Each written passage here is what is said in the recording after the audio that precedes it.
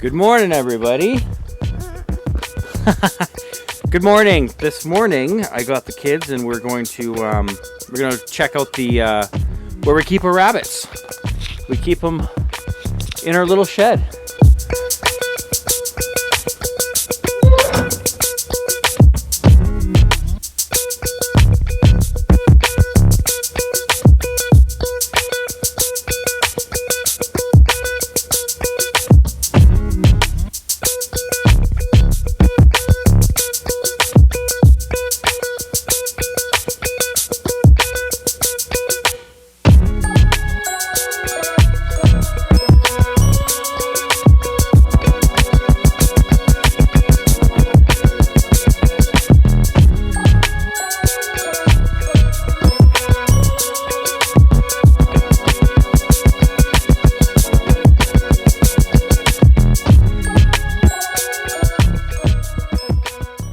So yesterday, I built this wall just to keep them in. I still have to make a door.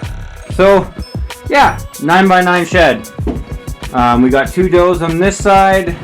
They're hiding right now. And we got our buck rhino on this side. Now I have to come up with a better divider because they kind of jump over already. Very simple right now. Right now we just got like a water dish. His food dish, and then we just put hay and straw in here. Oh yeah, and his litter box, which he is using now, which is great. We found out which corner they go to the bathroom in, and they tend to go in one spot all the time, so we just put the litter box in there, and now he's using it. I think the girls are using theirs, which is awesome. This is the girls' feeder, and a little bucket, and a little box for Rhino. Yes, dear. Is she a good girl? Yeah. That's good. Yeah, she is. She's a little smaller than Mango. So we'll see what size she is, how long it takes for her to get full size. I think they're around 8.5, 9 weeks right now. And I weighed them at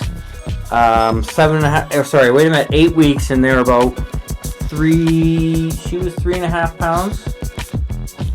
She was 3.5 pounds, and then the black one, which is Mango, was 4.5 pounds. So, you know, hopefully they are, I don't know, hopefully they grow pretty quickly. So, Rhino is a silver fox. Well, I bet you he's like 90% silver fox. He's got a little bit of California in him, and a little bit of New Zealand. These girls are Flemish Giant cross New Zealand's, so I think they're 50-50. So we'll see how big they get and how long it takes for them to grow out. When she jumps, then it goes wide open. Yeah? Yeah. Watch. See? It's wide open. Oh, don't go too quick. If you go slow, then she won't be afraid of you. See, she's already warming up to you. Daddy. That's good. She's like, yummy shoe. Yeah, I know. She's just sniffing. She's just seeing what's up. What are you doing? Yeah. Yeah. Rhino's trying to figure it out too.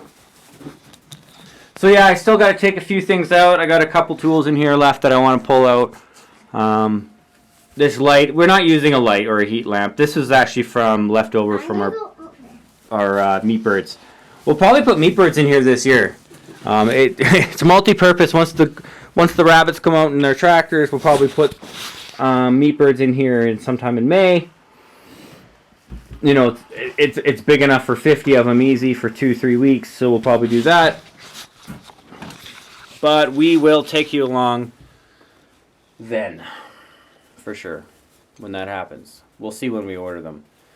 With this whole coronavirus thing, hopefully nothing shuts down and we can continue doing what we do every year. We do 50 birds for ourselves every year. We probably do 2 batches and then end up selling 50 as well. So that's what our plan is. Hopefully this virus thing doesn't affect that too much. All right, well, we're going to go feed the goats, and we'll see you a little bit later.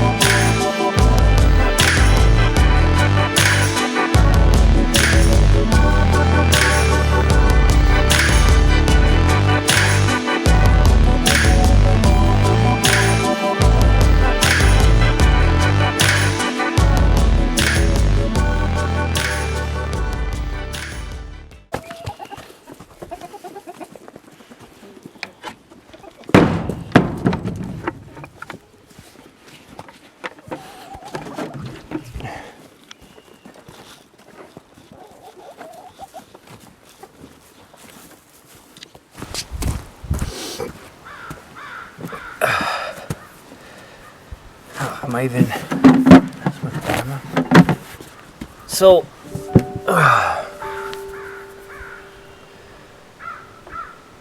I'd like to talk about a few things about what's going on in this whole world right now with the COVID-19 thing. You know, a lot of people are pretty afraid of what's going on. People are getting fearful, running out of toilet paper and all that. And we've all heard all that. You know, we watch the news. It's usually bad news after bad news. But there's a few good things a few positive things that I've seen come out of this. And one of them is, you know, how I'm seeing how cities and communities and how people are coming together to help one another. I think that is happening more and more. People are taking this a lot more serious, and I think that's a really good thing. Especially in my community, I'm noticing, you know, the younger generation helping out the seniors if it has to do with going to the grocery store for them, or, you know, even cooking dinners for them, and, you know, just checking up on people and neighbors and seeing if they're okay. People are a lot more friendlier. I notice people are more outdoors, so that's all a good thing. I think this is also a good time for people to realize how important it is to go back to the roots, you know, go back to growing food, you know, taken from the land, and not rely on grocery stores or cities as much. And maybe, you know, start a garden or start potted plants and get used to it, you know. Maybe, you know, if people have a little bit of land, you know, a backyard, maybe jump into, you know, producing some meat for yourself or meat for your family, because, you know, going to the grocery store right now, we're noticing that buying 2 packages of meat, you know, it's limited because you can only buy 2 packages of meat right now. You know, and if you had a meat full of freezer for the year, you wouldn't have that problem. So I think people are starting to look at that. And I think it'll be a positive effect in the end once this is all over. Now, we don't know what the outcome's going to be, but, you know, we just got to be hopeful for the best, and, you know, hope that more people are taking this seriously and more people are staying home and staying quarantined, quarantining themselves, isolating themselves, and, you know, and I think people are getting the message. So that's good too. And it's also a good time to spend time with your family. You know, a lot of people are working all the time, keeping really busy. And obviously now if you're not working, you might have a financial problem later on. But right now, you can spend time with your family. So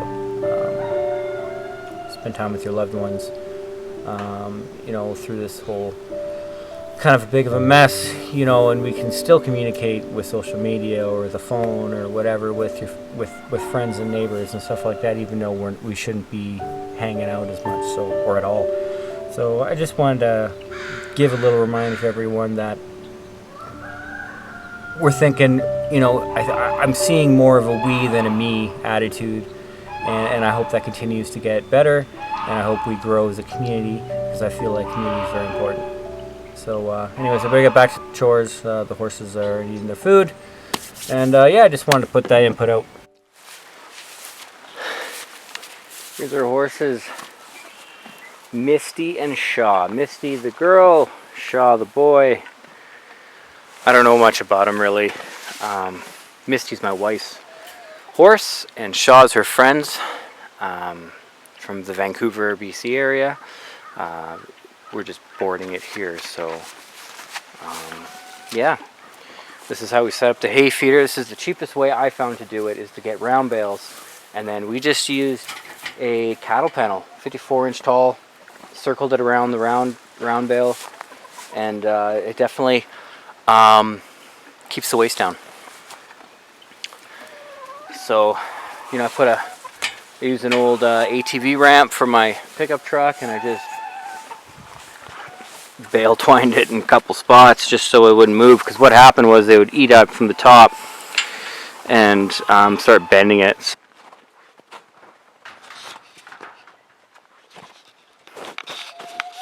See what I'm telling you about goats? They do what they want.